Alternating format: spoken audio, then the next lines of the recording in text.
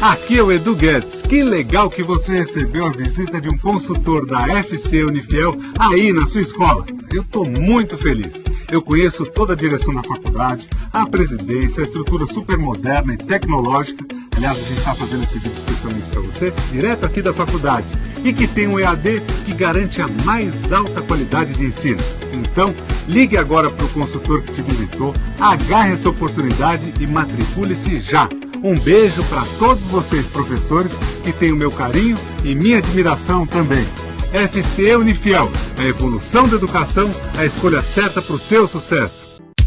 Gemima Cabeleireira, cortes, penteados, hidratação, escovas progressiva e definitiva, tintura, maquiagem, manicure e pedicure. Tudo isso com produtos da melhor qualidade. Agende seu horário, 3031-9295.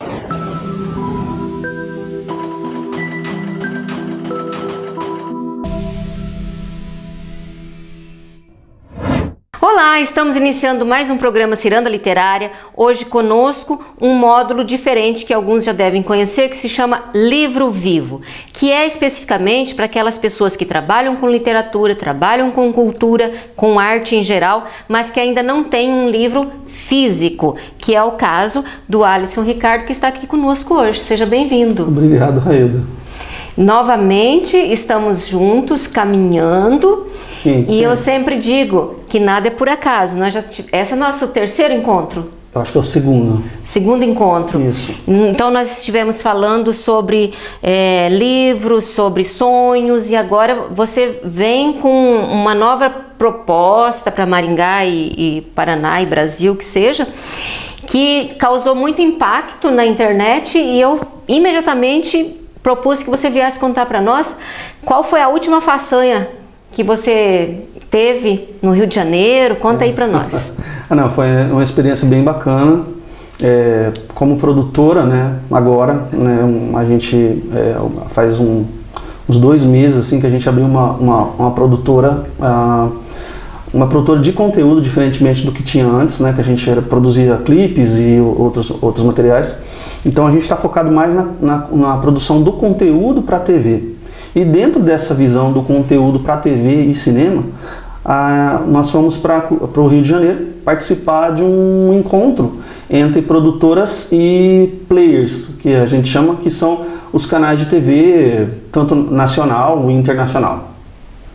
E esse evento chama-se Rio2C, que é Rio Content Marketing, o antigo Rio Content Marketing, que agora virou Rio Creative Content, que a gente pronuncia Rio2C. Eu achei interessante que, para mim, por exemplo, é algo novo, porque a minha área é mais literária. Mas, por outro lado, o que você foi fazer também beneficia os escritores. Muito, eu acho que muito. A gente, assim, a intenção sempre minha, no caso particularmente, como produtor, é desenvolver conteúdo, desenvolver um material assim e levar os profissionais, tanto da literatura quanto da TV, mesmo daqui de Maringá, os artistas, né? Então, no intuito da gente fomentar, porque a ideia é que a gente fomente a cultura e trazendo também benefício para a cidade onde a gente mora, né? Que a gente mora em Maringá, então eu quero trazer benefício para Maringá, né? Empregar as pessoas para trabalhar comigo, né? Poder escritores, levar eles a fazerem histórias e levar essas histórias para a TV, seja através de animação, ou de filme, ou de série, que seja. Então, assim, a gente está sempre correndo atrás, buscando isso. Então, essa ida para o Rio de Janeiro e essa ligação que eu fiz com alguns produtores lá e TVs, tanto nacional quanto internacional, foi no intuito de produzir conteúdo. Então, assim, a produtora, agora ela está assim, como se diz, ela está correndo atrás de buscar bons conteúdos, né? Boas histórias e boas ideias, para que a gente possa lançar isso nas formas que a gente consegue, através de incentivo pelo Fundo Setorial do Audiovisual, pela Rouanet, por outras leis estaduais e municipais. É isso que eu estava imaginando, porque vendo a mim antes do livro, de lançar um livro, o sonho era lançar um livro. Aí quando você lança um livro, você fala, nossa, realizei o sonho, e agora? Já imaginou levar para o teatro? Aí leva o livro para o teatro. E agora? Não, mas cinema é uma coisa muito longínqua, muito que distante, impossível. Mas o impossível não existe, porque tem o roteirista, tem você, tem outras pessoas engajadas em levar esse sonho do papel para a tela. E isso é fantástico para nossa cidade. Com certeza. E existe essa possibilidade mesmo de pegar um livro e transformar ele num filme. Né? Muitas pessoas eu converso falam para mim assim, olha, eu tenho uma história que viraria um filme. Né? Já conversei com várias pessoas assim. Então toda história realmente, ela pode virar um filme. Só que a ideia é que a gente faça isso pela forma correta de se fazer. Que é se montando um projeto, montando um plano de negócio, entrando com um projeto nos fundos do audiovisual que existem, que estão aí, que facilitam para se produzir. Né? Porque a ideia como produtora é fazer o quê? A gente produzir algo, por exemplo, se eu vou pegar um livro, fazer uma adaptação para o cinema, no caso até da última entrevista que eu dei sobre o livro lá que você e a Meire escreveram lá, eu peguei, inclusive pedi da Meire a autorização, uma sessão de direitos de adaptação para que eu possa registrar a obra, para que eu possa enviar a obra de longa-metragem para participar de um concurso ou uma solicitação de captação de recurso no Fundo Setorial do Audiovisual. Então eu tenho duas formas de captação, é direta ou indireta. A direta é que é um concurso que eu passo e o governo federal já me dá o dinheiro para produzir a obra. A outra indireta é quando eu recebo a autorização a captar recurso das empresas através do incentivo fiscal. Que é o caso da Rouanet, por exemplo. Exato. Né? Que é o que nós sonhamos em conseguir. Exato. É que normalmente a gente só conhece a Rouanet, né? A maioria das pessoas ela entende mais a Rouanet. A Rouanet, ela na realidade, ela serve para a produção de curta-metragem e de documentário. Ela é mais utilizada para essa área. Acho que média também. Média... Acredito que agora já está disponível média. Eu não tenho certeza, assim. A última vez que eu vi, ela só estava para curta. É que o pessoal prefere mais curta-metragem e documentário para fazer ela. Existem outras leis que favorecem melhor o média e o longa-metragem. Então, para situar, por exemplo, eu tenho uma amiga em São Paulo que tem interesse e que demonstrou interesse em fazer um curta do Cartas de Evita que Perón não leu. Estamos aí tramitando. Então, qual é a diferença entre fazer um curto e um média e um longa? A diferença no tempo Para quem, tipo eu, assim, que também não... A diferença no tempo de filme. Né? Então, quando a gente pensa em curta, a gente pensa numa coisa assim de 15 a 30 e poucos minutos. Esse eu imaginei que fosse mesmo, por causa do nome em si, né? É o curta-metragem. Aí o média, a partir disso, até 60 e poucos minutos. E daí ele já se torna longa. Aí de longa vai, antigamente tinha filme de 360 minutos, 400 minutos, que eles gravavam dessa forma e depois dividiam-se em minisséries, né? Mas é nessa base. Então, só que a captação de recurso, a forma de incentivo, de financiamento desses filmes, são diferentes para o governo federal. Então, existem linhas que são para curta, existem linhas que são para média, existem linhas que são para séries, existem linhas que são para documentários e longas metragens. Existem os documentários de curta, existem os documentários de longa. Então pode entrar numa na outra também. É isso que eu ia te perguntar justamente, se há diferença. É muito abrangente. Aqui em Maringá até muitas vezes eu converso com uma pessoa com outra, ela não tem muita noção assim do que é, né? Como eu te falei, às vezes elas me pedem assim, falam assim, eu quero vamos fazer esse filme, vamos filmar isso. Muitas vezes é só por uma questão de, vamos dizer assim, de criar aquilo, né? Na maioria das vezes a pessoa é o criativo. Ela tem a história é boa. Só que essa história tem que ser pensada. Se eu pego uma vida da pessoa toda e ela fala, a minha vida dá uma história, mas não tem como eu escrever Tem que ter os recortes. Não tem como pegar a vida da pessoa toda e vamos fazer uma série, porque dentro dessa vida dessa pessoa aconteceu vários episódios totalmente diferentes um do outro que se enquadrariam em temas totalmente diferentes.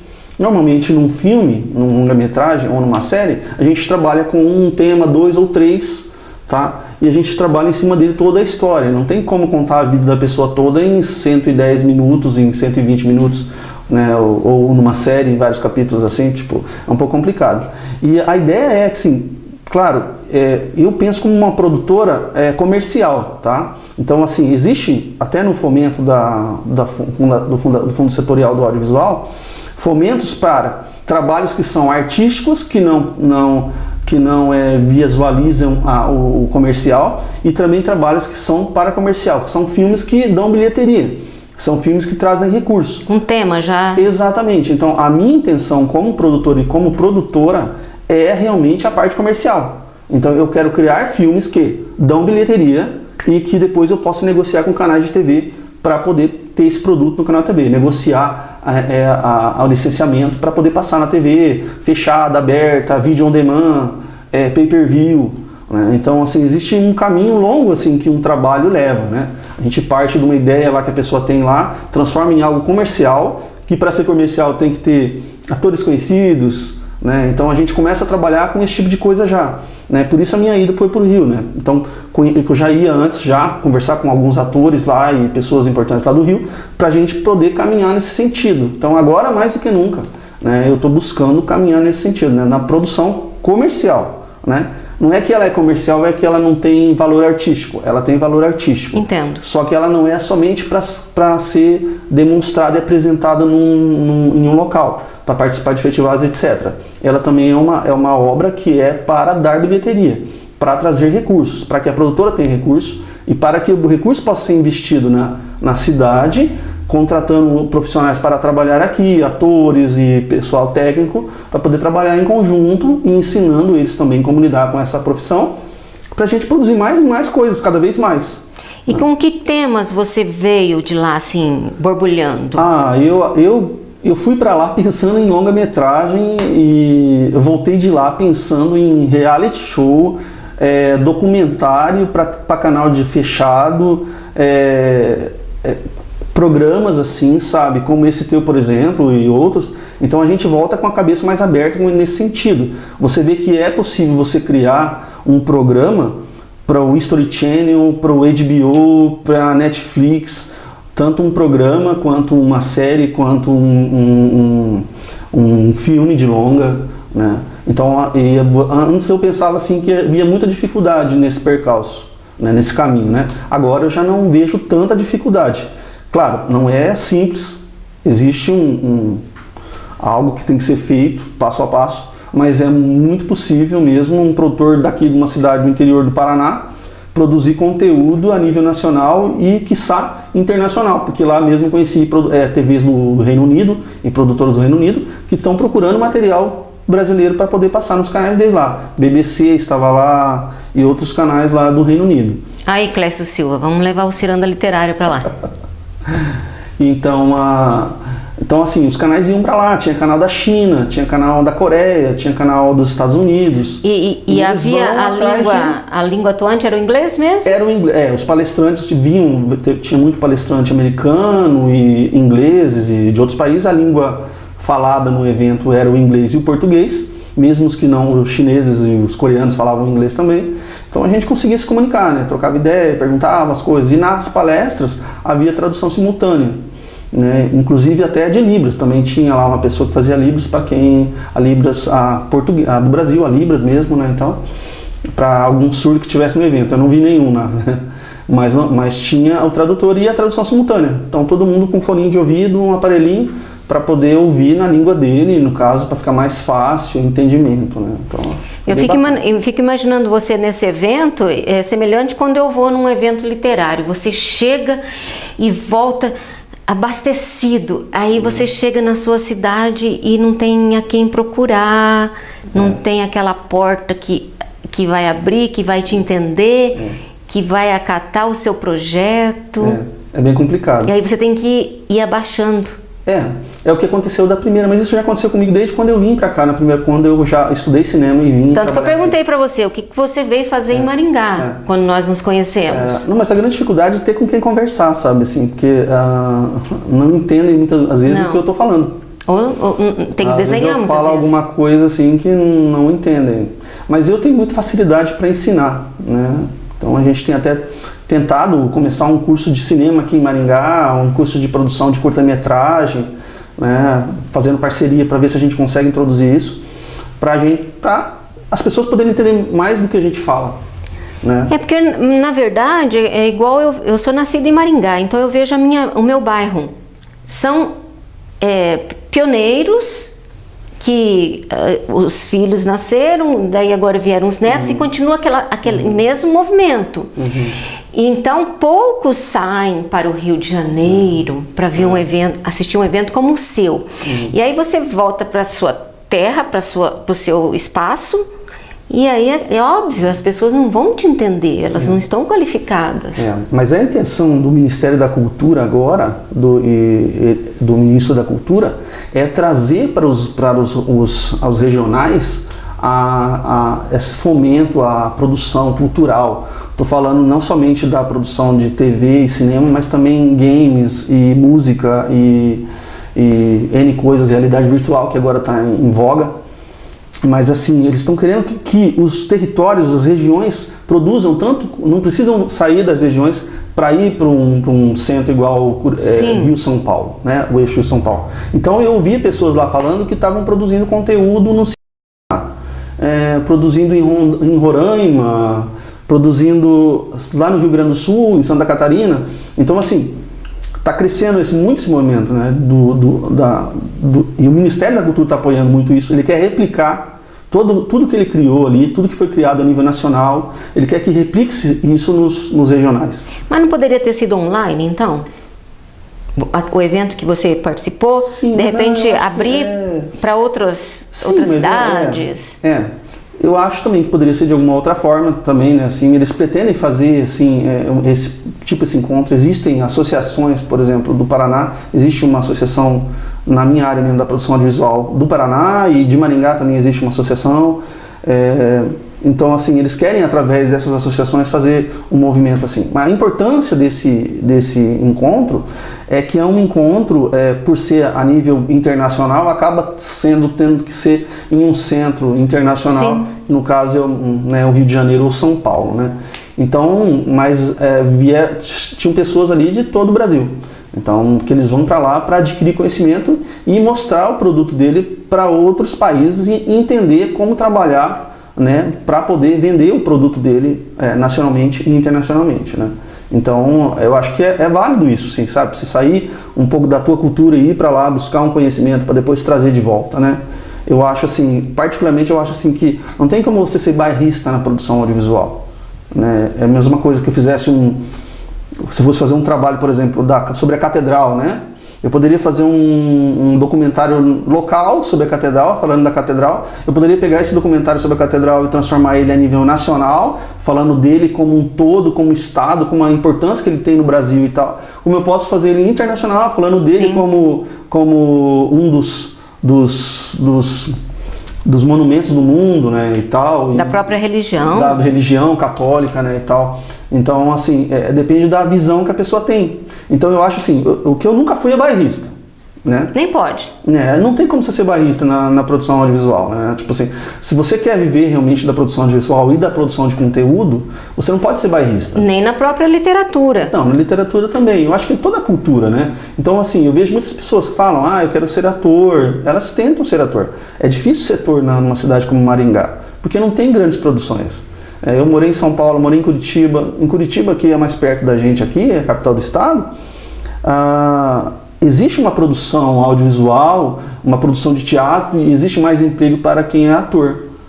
Aqui já não tem tanto, né? Então, assim, a pessoa não tem como ela ficar aqui e desenvolver muito essa produção.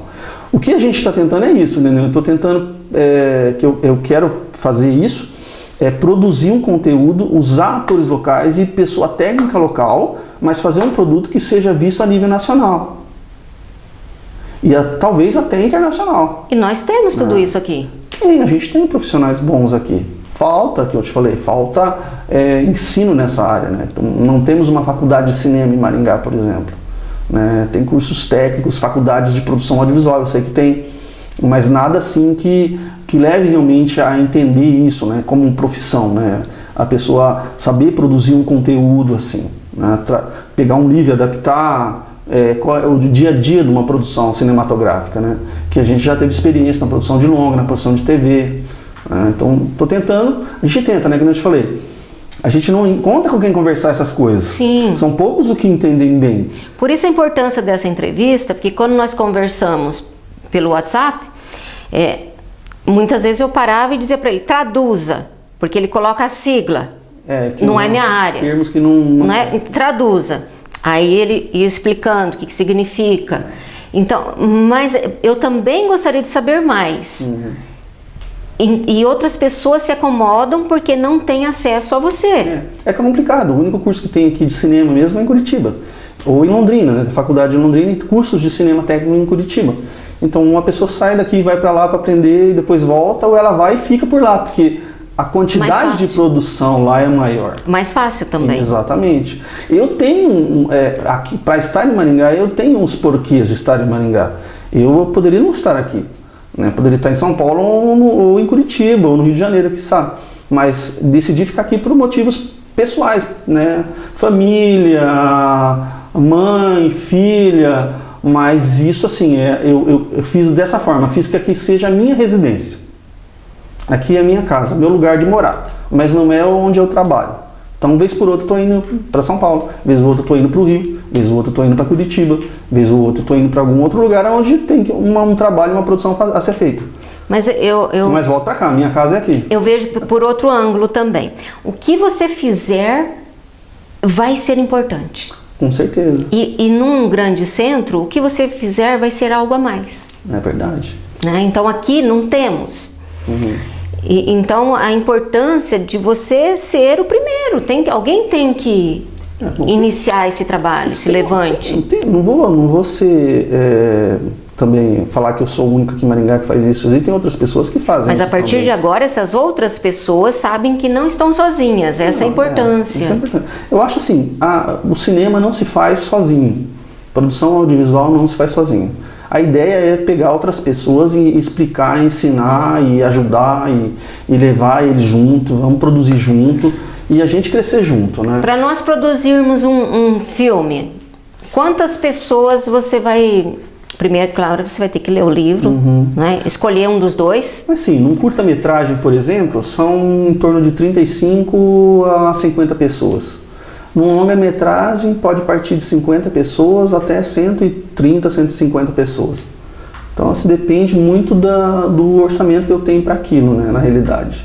E, de certa forma, você vai ter que ter um contato com algum dramaturgo que conheça excelentes atores, que já atuaram... Na realidade, são produtores de elenco, são pessoas que trabalham como agenciadores de ator. E a gente entra em contato, mostra o projeto, a pessoa aceita. Se a gente detalha como funciona a coisa, tipo assim, eu faço o roteiro, eu mando o roteiro pro ator, o ator lê o roteiro, ele aceita a ideia de participar, mas eu não tenho verba ainda. Ele vai ter que me dar uma carta de intenção, que ele quer trabalhar no meu filme. Eu vou incluir essa carta de intenção junto com o projeto que eu vou mandar para a lei de incentivo que eu estou trabalhando, que eu estou captando. E eles vão ver isso lá e vão aprovar, vão me mandar de novo isso, faço a captação, contrato todo mundo. Acho o cenário. Aí tem o produtor de locação, que ele é que vai fechar todos os cenários de acordo com o que o diretor quer. Eu contrato o diretor, contrato o produtor, contrato o diretor de som, o diretor de fotografia, etc. Então são muitas pessoas envolvidas. O último longa que eu trabalhei, no total, era um filme de baixo orçamento, mas era um longa-metragem de 140 minutos. A gente tinha mais ou menos de 35 a 40 pessoas envolvidas no filme, direta e indiretamente. E foi gravado durante 23 dias subsequentes, né? Então, assim, a gente não parou de filmar 22 dias seguidos. Eu fiquei na produção durante quase 50 dias. 40 dias eu fiquei morando na cidade onde ia filmar para fechar equipamento e contratação dos atores e da equipe técnica. O seu feeling como profissional, você olha 50 pessoas e analisa e já identifica quem é o propenso papel principal para quem vai ser aquela moça, tem o perfil que você imagina, acontece isso? Como roteirista que também produz, eu penso dessa forma. Mas normalmente não é assim. Na prática mesmo, na maioria das vezes, o roteirista não é o diretor do filme. Então o diretor vai pegar aquele roteiro e vai pensar na história, quem ele... Então você precisa de uma outra cabeça. Agora, quando a gente está escrevendo, quando eu escrevo a história, eu penso nos personagens, eu comparo com outras pessoas.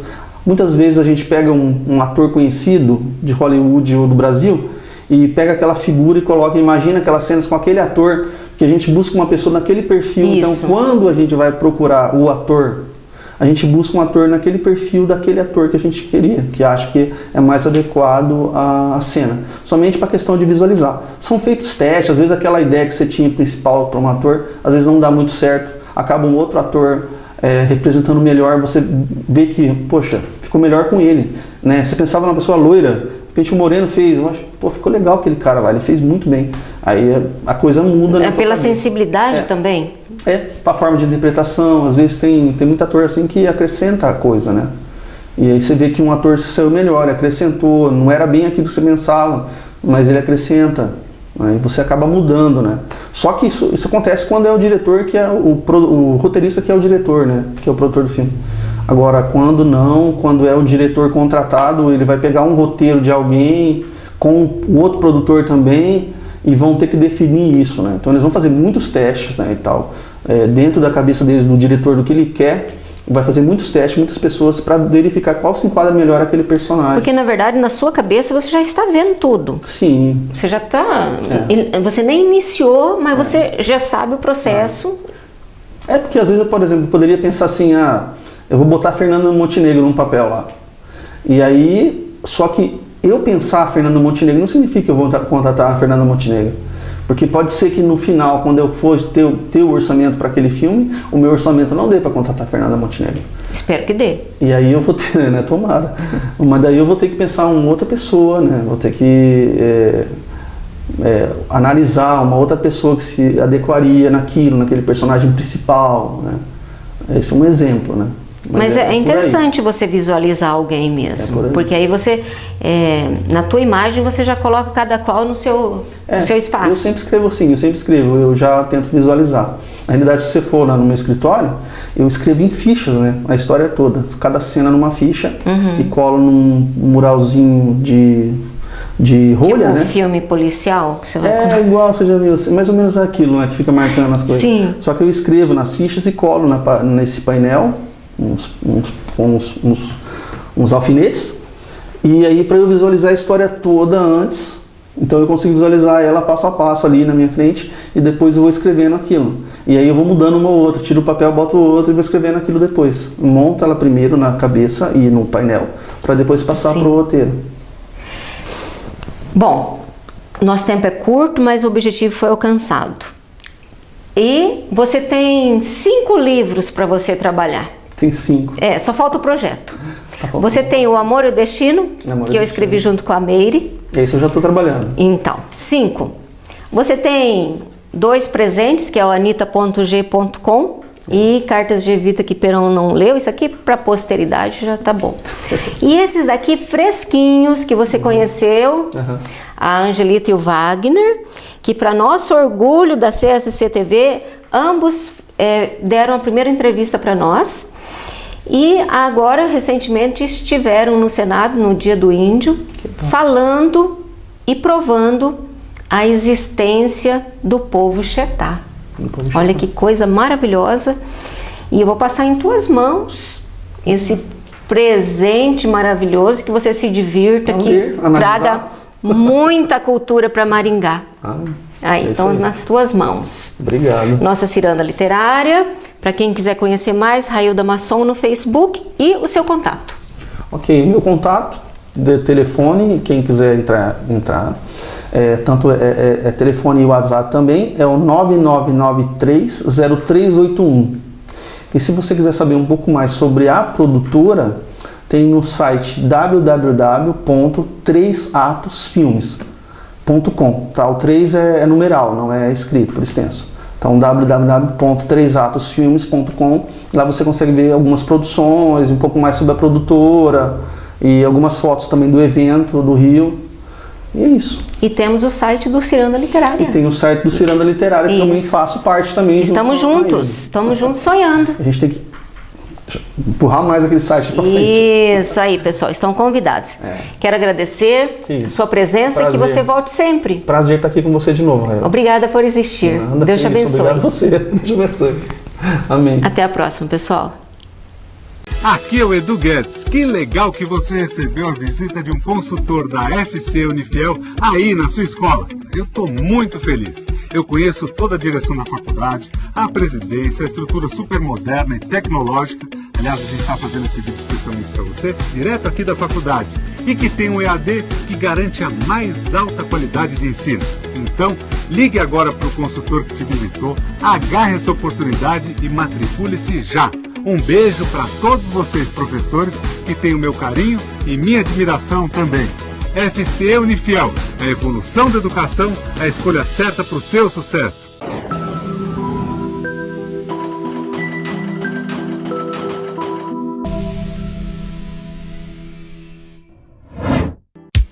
Gemima Cabeleireira, cortes, penteados, hidratação, escovas progressiva e definitiva, tintura, maquiagem, manicure e pedicure. Tudo isso com produtos da melhor qualidade. Agende seu horário, 3031-9295.